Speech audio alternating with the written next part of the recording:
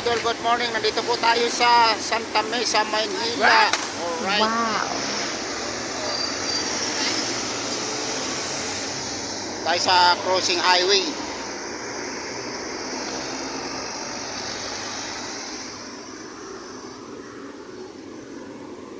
Palengke kami mga ka-idol. Ka-idol. Tayo bibili ng may ulam sa hapunan at ng bukas. Yun. Dahil namin pira po mga ka-idol ay budget lamang. Para sa loob ng isang linggo tayo. Yun.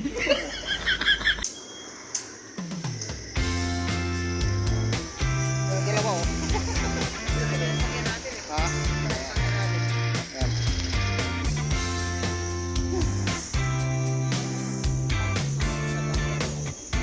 Bagong kalupa. Oh, right.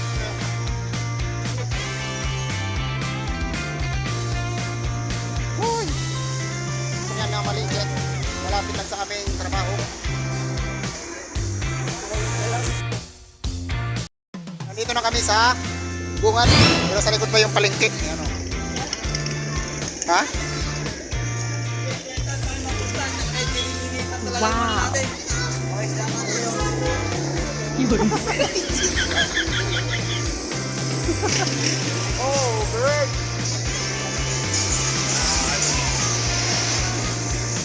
Mangga. Sake.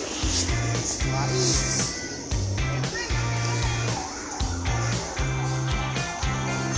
Dito na kami sa loob palengke. Sa loob?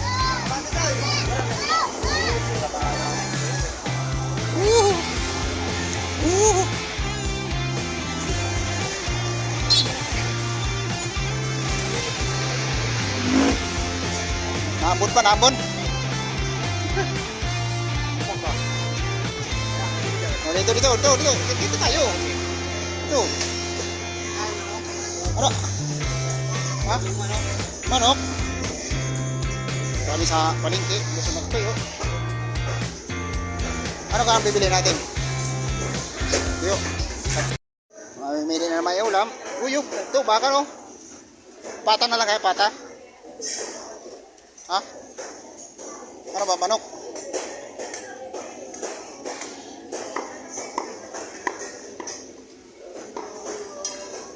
Oh. Parang sa ano lang tayo, ha? Sa tawag nito? Malabon. Ha? Maridas? Saan? Tara, tanong natin. Ano? Taguwas kayo doon. Yun. Ano ba?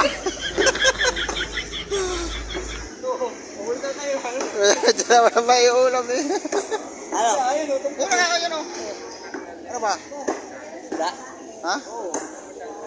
Isda? Akala ko pa ah. Magkano sa limpon nyo?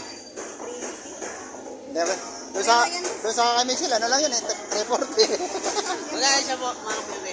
Ano, atay. Yun o, yung ano ka? 90? 90 kilo. Ano to? Ha? Kala ko isaw. What? Tapos. Ha? Ano ba ang bibili nyo? Isda tayo? Isda? Ha? Small yan, guys. Ito o. Pek-pek. 20 lang yun, tita naman lang. 20? Hindi, yung tray. Tama. Ano ba talaga? Tayo lang yan, boss. Wala nang kalunan. Kami ay namamalingki. Pusit! Ano ba? Biti, promo.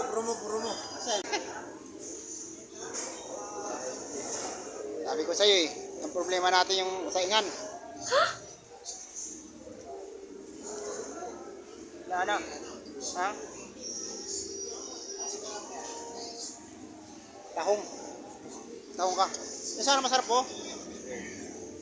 Pink tuna. Pink tuna. Wala naman tayo mapagsabawan sa ano na yan. Tahong na yun. Ha?